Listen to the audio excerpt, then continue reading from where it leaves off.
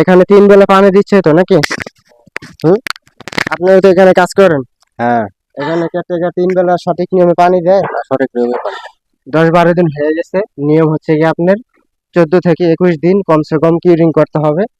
যদি পিলার সঠিক নিয়মে কিউরিং না হয় তাহলে কিন্তু আপনাদের ঠিক আছে 50% পিলারের শক্তি কমে যাবে।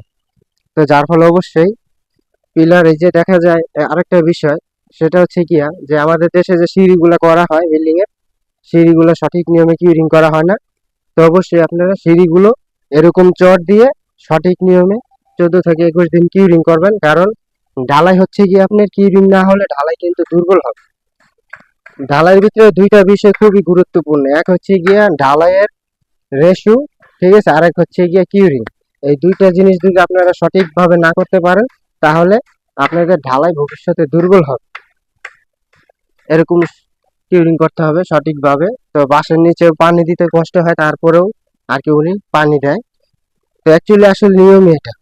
আপনারা যখন একটি বিল্ডিং করবেন, বিল্ডিং এর যদি আপনাদের গুরুত্ব না থাকে তাহলে কিন্তু বিল্ডিং শক্তিশালী হবে না এবং কি মজবুত হবে না।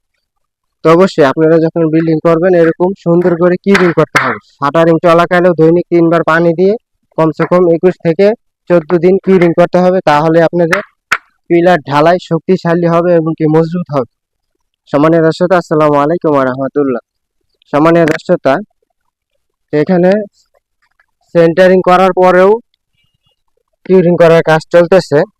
তো অবশ্যই নিয়মিত আপনাদের 14 থেকে 21 দিন কিউরিং করতে হবে নিয়ম মতন।